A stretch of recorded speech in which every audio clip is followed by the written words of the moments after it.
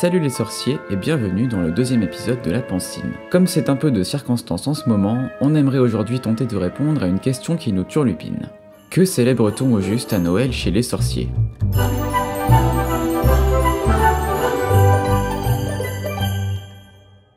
À l'approche des fêtes de fin d'année partout dans le monde moldu, il est drôle de se rappeler que les sorciers aussi fêtent Noël. Revenons sur le sens exact de cette célébration dans le monde des sorciers. Est-ce un choix cohérent compte tenu de l'absence presque totale de référence à tout arrière-plan culturel, religieux ou même chrétien dans Harry Potter ? On peut dire que la relation entre Harry Potter et la religion a toujours été un sujet quasiment tabou. Certains réfutent toute influence, pour moi ce sont des balivernes. D'autres en voient partout, et même J.K. Rowling a toujours brouillé les pistes en laissant au lecteur la liberté d'interpréter et de deviner les passages potentiellement inspirés par ses propres convictions.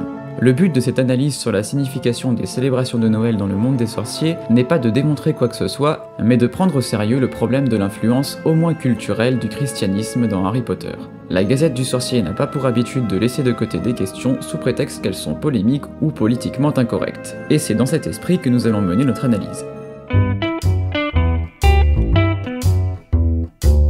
On pourrait régler rapidement la question en disant que le monde moderne a perdu de vue l'origine chrétienne de Noël et que dans une grande majorité, célébrer Noël ne préjuge en rien de qui on est, chrétien ou pas. Noël est devenu principalement une fête neutre, profane, d'autres diront commerciale. 36 ! Mais l'an dernier j'en avais 37 ! Comme un prétexte pour se retrouver en famille, s'échanger des cadeaux et boustifailler. Rien de plus. Pourquoi ce ne serait pas aussi le cas dans le monde des sorciers ?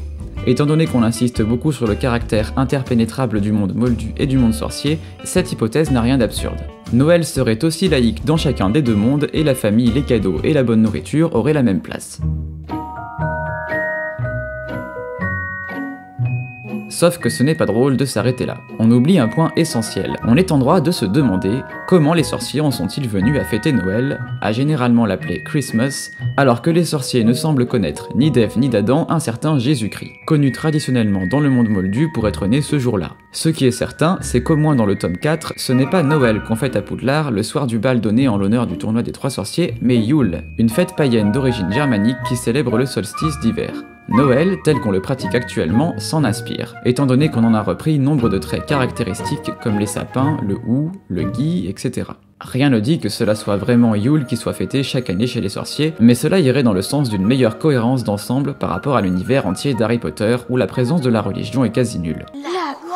Toutefois, à part les adeptes de la Wicca et les plus cultivés, qui connaît vraiment Yule parmi les jeunes et les moins jeunes lecteurs de la biographie du survivant et pourrait facilement faire le lien entre cette fête et Noël ? Les références aux fêtes de Noël semblent un choix plus judicieux pour ne pas trop dépayser le lecteur et rendre le monde sorcier moins étrange, plus familier et surtout plus vraisemblable.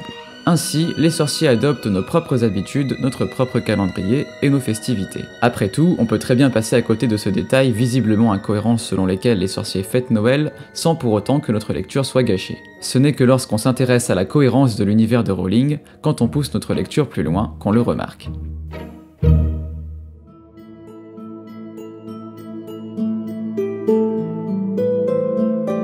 A priori, les sorciers ont tous l'air de célébrer le même Noël que le moldu moyen, si l'on s'en tient aux quelques détails qui décrivent comment Noël est fêté. Tout y est, les décorations, on se rappelle des 12 sapins de la grande salle, le festin, les distributions de cadeaux. Bien sûr, les cadeaux prennent une grande place pour les sorciers autant que pour nous, comme les célèbres pulls façon Weasley, les friandises, ou les cadeaux généreux des Dursley, mention spéciale au cure-dent dans la chambre des secrets. Toutefois, Noël est souvent l'occasion d'introduire des éléments déterminants pour l'intrigue, sous la forme d'objets. La cape d'invisibilité, l'éclair de feu, le couteau ou le miroir à double sens offert par Sirius. Même quand les cadeaux ne sont pas offerts à Noël, c'est à cette période qu'ils prennent un sens, comme les objets que le trio hérite de Dumbledore des mains de Scrimgeour dans le tome 7. C'est à Noël que Ron entend la voix d'Hermione, que Harry découvre que le vif d'or s'ouvre au terme, et que Hermione découvre que la marque dans son livre de contes a sans doute une signification plus profonde. Noël a donc avant tout cette fonction d'introduire de la nouveauté, des rebondissements dans l'intrigue, sans que les cadeaux qui y sont partagés n'aient une valeur assez symbolique pour nous aider à décrypter le sens de cette fête pour les sorciers.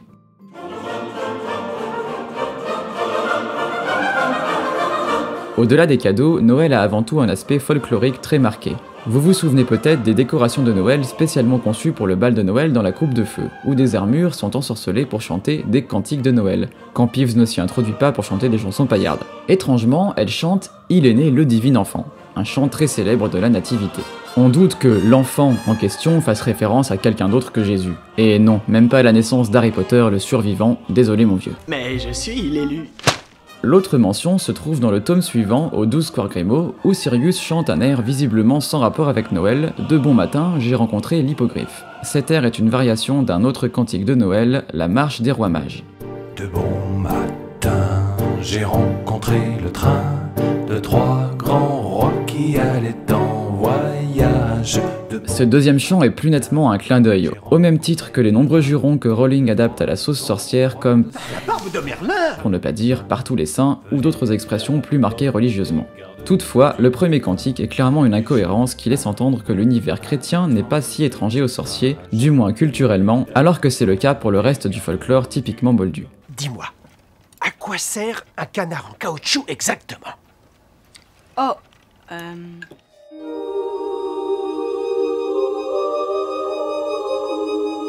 À vrai dire, rien n'est dit sur les croyances religieuses des sorciers ou même des quelques sorciers d'ascendance moldue que l'on rencontre, par exemple Hermione ou même Harry, qui pourraient expliquer ce lien. Quel sens à Noël, pour eux qui sont davantage censés en connaître l'origine chrétienne, ça reste un mystère. On peut même supposer que Harry a été baptisé puisqu'il a un parrain, Sirius Black. Mais là encore, on ne sait pas exactement quel sens cela a pour les sorciers, et s'il pourrait s'agir d'un rite magique quelconque à la manière du serment inviolable, qui crée un lien entre ceux qui y participent et qui est le lieu d'une grande promesse de fidélité. Qu'il s'agisse de simples coutumes ou de la pratique d'un folklore, on sent bien que la connotation religieuse du Noël chez les sorciers est difficilement niable, ce qui en termes de cohérence devient donc un tantinet problématique. La dernière fois que l'on voit Harry fêter Noël, c'est en présence d'Hermione à Godric's Hollow, la veille de Noël, devant la tombe de ses parents. Si l'élément de la famille est toujours un symbole très important pour définir les fêtes de Noël, autant d'un point de vue religieux que profane, il marque d'autant plus ce Noël-ci. Harry et Hermione passent devant un monument aux morts qui n'est autre qu'une statue commémorative en l'honneur des Potter. C'est en famille qu'ils y sont représentés et le symbole n'est pas anodin. Il rappelle la Sainte Famille célébrée le soir de Noël. C'est toutefois la tombe des Potter qui est la plus symbolique.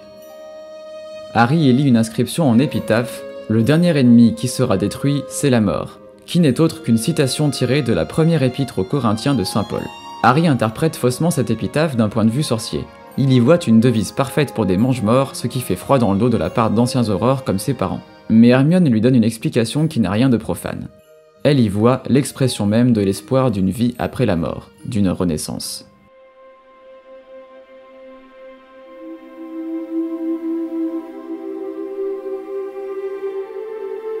D'une certaine manière, c'est un peu ça aussi le sens profond de Noël. L'espoir, le souhait d'une vie nouvelle, d'accomplir ce que l'on désire. Le solstice d'hiver, célébré par Yule, et Noël ensuite, marque le moment où les jours s'allongent à nouveau, le retour de la lumière. Le sapin lui-même, amené à l'intérieur, est symbole de survie. Ce n'est pas pour rien que le miroir du Riséd apparaît dans le premier tome pendant les fêtes de Noël.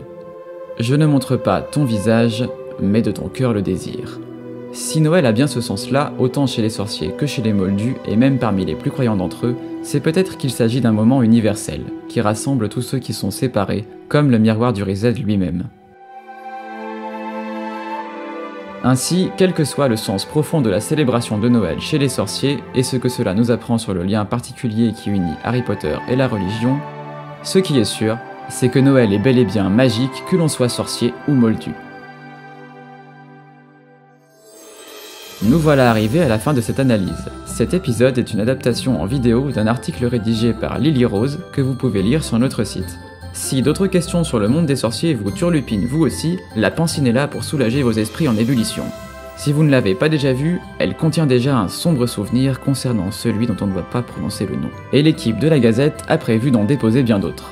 En attendant, nous vous souhaitons à toutes et à tous un très joyeux Noël et une bonne fin d'année. À bientôt!